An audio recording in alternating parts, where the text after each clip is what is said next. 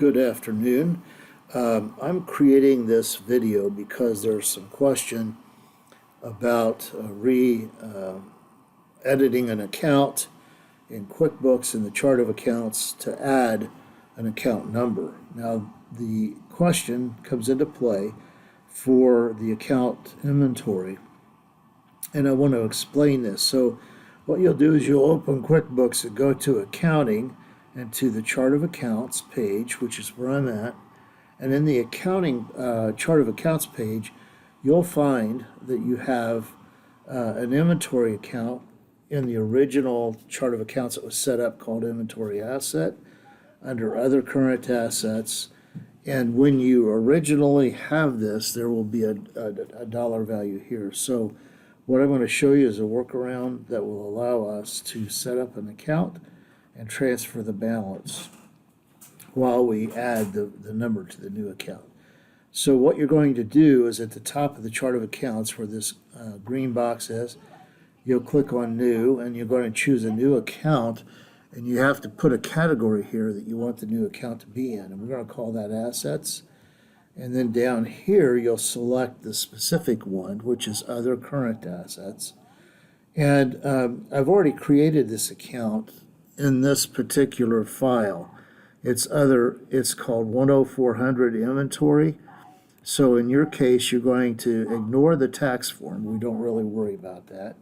The account name, you can do 10400 Inventory if you wish, or you can just put Inventory. And the account number over here will be 10400. You don't really have to put the number in to start with if you don't want. I think I did this originally without realizing what I needed to do. So you'll put that in. If you want to add a description, you can. In the description here, maybe inventory or whatever you want to call that. And then once you complete all of that, you click on the Save button down here to save the new account. Okay. Now once you've done that, what you're ready to do is to adjust these accounts so that you'll move what's in the original account over to the account you just created. So I'm going to come up here in the still in the accounting, and in the toolbar to the left, click on New, and we're going to do a journal entry. So we click on that. Because I've done journal entries here before, you're going to see this pop open. Now the journal entry is going to be different because we have to consider the date. So the date on the journal entry will automatically populate with today's date, but you'll want to go back to 2022, December of 2022, which is when the case takes place.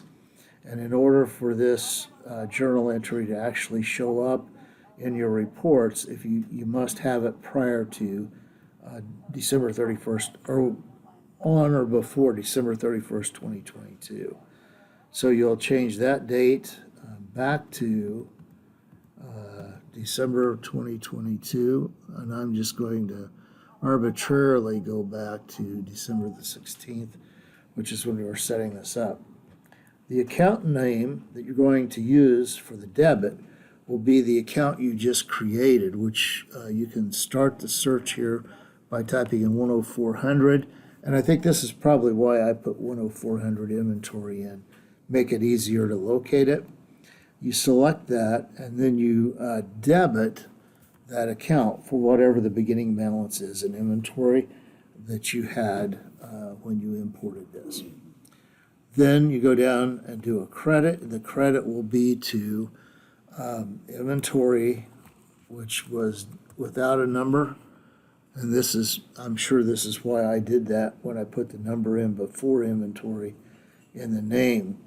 So here you would do a credit for whatever the debit amount is. And the thing about QuickBooks is once you have the debit number in, it assumes the next entry will be a credit for that amount. You'll need to check it to be sure this actually happens. And then once that's done, you can save the journal entry.